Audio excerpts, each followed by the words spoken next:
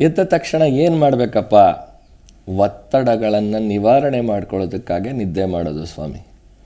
ನಿದ್ದೆ ಅನ್ನೋದು ಸಮಾಧಿ ಸ್ಥಿತಿ ಅಂತ ಹೇಳ್ತಾರೆ.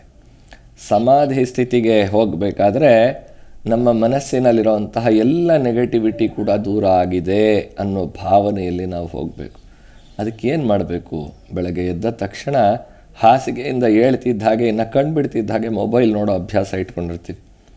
ಮೊಬೈಲಲ್ಲಿ ದೇವರ ಫೋಟೋ ನೋಡೋದಾದರೆ ಬಹಳ ಸಂತೋಷ. ಅದು ಬಿಟ್ಬಿಟ್ಟು ಬೇರೆದೆಲ್ಲ ನೋಡೋಕ್ಕೆ ಶುರು ಮಾಡಿದ್ರೆ ಎದ್ದ ತಕ್ಷಣ ಈ ರೀತಿಯಾದ ನೆಗೆಟಿವಿಟಿ ಸ್ಟಾರ್ಟ್ ಆಗುತ್ತೆ. ಎದ್ದ ತಕ್ಷಣ ಭೂಮಿ ದೇವಿಯನ್ನು ಪ್ರಾರ್ಥನೆ ಮಾಡ್ಕೊಳ್ಬೇಕು.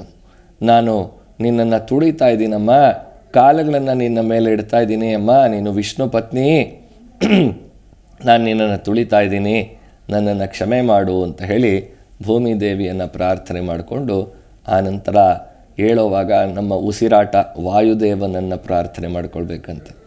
ವಾಯುದೇವನನ್ನು ಪ್ರಾರ್ಥನೆ ಮಾಡಿ ಒಂದು 2-3 ಸಲ ನಮ್ಮ ಉಸಿರಾಟದ ಕಡೆ ಗಮನವನ್ನು ಕೊಟ್ಟು ಆನಂತರ ಕೈಗಳನ್ನು ನೋಡಿ ಕರಾಗ್ರೆ ವಸತೆ ಲಕ್ಷ್ಮೀ, ಕರಬದ್ಧೆ ಸರಸ್ವತಿ, ಕರಮೂಲೆ ಸ್ಥಿತೆ ಗೌರಿ, ಪ್ರಭಾತೆ ಕರ ದರ್ಶನಂ ಅಂತ ಕರಗಳನ್ನು 2 ಕೈಗಳನ್ನು ಹೀಗೆ ಉಜ್ಜಿಕೊಳ್ಳೋದ್ರಿಂದ ನಮ್ಮ ಕೈಗಳಲ್ಲಿ ಇರುವಂತಹ ಎಲ್ಲ ರೀತಿಯಾದ ದೇಹದ ಕರ್ಮದ ಬಾಧೆಗಳೆಲ್ಲವನ್ನು ಕೂಡ ಈ ಕೈಗಳು ನಿವಾರಣೆ ಮಾಡೋ ಶಕ್ತಿಯನ್ನು ಹೊಂದಿರುತ್ತೆ.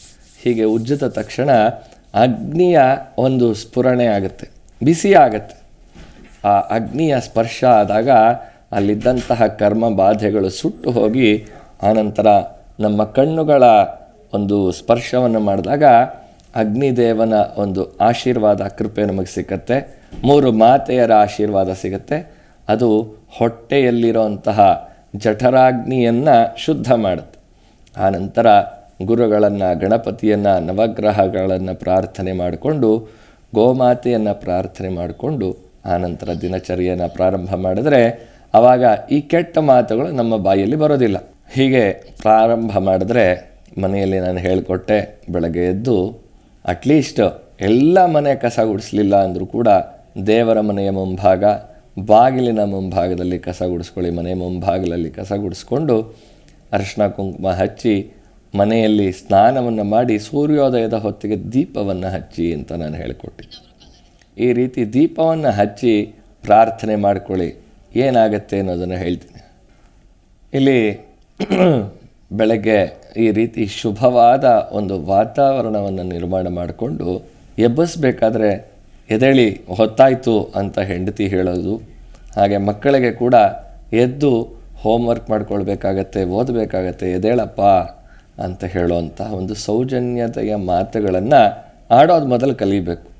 ಅದು ಅಭ್ಯಾಸ ಆಗಿಬಿಟ್ಟಿರುತ್ತೆ ಕೆಲವರಿಗೆ. ತೆಗೆದು ಬಡಿದು ನೀರು ಚುಮ್ಕಿಸೋವರೆಗೂ ಎದ್ದೇಳೋದೇ ಇಲ್ಲ. ಆ ರೀತಿ ಮಕ್ಕಳು ಬೆಳೆದ್ಬಿಟ್ಟಿರ್ತಾರೆ. ಅಂತಹ ಅವಕಾಶಗಳನ್ನು ಕಡಿಮೆ ಮಾಡಿ, ಆದಷ್ಟು ಕೆಟ್ಟ ಮಾತುಗಳನ್ನು ಆಡೋದನ್ನು ಕಡಿಮೆ ಮಾಡ್ತಾ ಬನ್ನಿ. ತಾನಾಗಿ ಎಲ್ಲ ಸರಿ ಹೋಗ್ತಾ ಬರುತ್ತೆ. ಬೆಳಗ್ಗೆ ಎದ್ದ ತಕ್ಷಣವೇ ರಾತ್ರಿ ಮಲ್ಕೊಳ್ಳೋವಾಗಲೇ ನನಗೆ ಇವತ್ತಿನ ಕೆಲಸ ಕಾರ್ಯಗಳು ಈ ರೀತಿ ಇದೆ, ನನಗೆ ಎಚ್ಚರ ಮಾಡಿಸೋ ಭಾರ ನಿಂದು ತಂದೆ ಅಂತ ಭಗವಂತನಲ್ಲಿ ಪ್ರಾರ್ಥನೆ ಮಾಡಿಕೊಳ್ಬೇಕು. ನಾವು ಮಲ್ಕೊಳ್ಳೋವಾಗ ಕೂಡ ನಮ್ಮ ಉಸಿರಾಟವನ್ನು ಗಮನಿಸಿ ನನ್ನ ದೇಹದಲ್ಲಿ ಇವತ್ತು ಬೆಳಗಿನ ರಾತ್ರಿವರೆಗೂ ಏನೇನು ನಕಾರಾತ್ಮಕವಾದ ಮಾತುಗಳು, ನಕಾರಾತ್ಮಕವಾದ ಕೆಲಸಗಳಾಯಿತೋ, ಯಾರೋ ಬೈದಿರ್ತಾರೆ, ಇನ್ಯಾರೋ ಏನೋ ಅಂದಿರ್ತಾರೆ, ಸಾಲಗಾರರು ಬಂದು ಕೆಟ್ಟದಾಗಿ ಮಾತಾಡಿರ್ತಾರೆ, ಅಥವಾ ನಾವೇ ಇನ್ನೊಬ್ರಿಗೆ ಯಾರಿಗೋ ಕೆಟ್ಟದಾಗಿ ಬೈದಿರ್ತೀವಿ. ಇವೆಲ್ಲವನ್ನು ಕೂಡ ಒಂದು ಸಲ ಮನಸ್ಸಿನ ಒಳಗಡೆ ತಂದುಕೊಂಡು ಇವೆಲ್ಲವನ್ನು ಕೂಡ ಭಗವಂತ ಭೂಮಿ ತಾಯಿ ಶಕ್ತಿ ನನ್ನ ಪಾದದ ಮುಖಾಂತರ ದೇಹದೊಳಗಡೆ ಬಂದು ಈ ಎಲ್ಲ ನೆಗೆಟಿವ್ನ ಸುಟ್ಟು ಹೊರಗಾಗ್ತಾ ಇದೆ ಅಂತ ಹೇಳಿ, ನನ್ನ ಬೆನ್ನಿನ ಮುಖಾಂತರ ಎಲ್ಲ ನೆಗೆಟಿವ್ ಎನರ್ಜಿ ಆಚೆ ಹೊಟ್ಟೋಗಿದೆ ಅಂತ ಹೇಳಿ ಪ್ರಾರ್ಥನೆ ಮಾಡ್ಕೊಂಡು ಮಲ್ಕೊಳ್ಬೇಕು. ಜಿ ಕನ್ನಡ ನ್ಯೂಸ್ ಈಗ ನಿಮ್ಮ ಮನೆಯಲ್ಲೇ ನೋಡಿ. ಎಲ್ಲ ಕೇಬಲ್ಗಳಲ್ಲಿ ಈಗ ಲಭ್ಯ.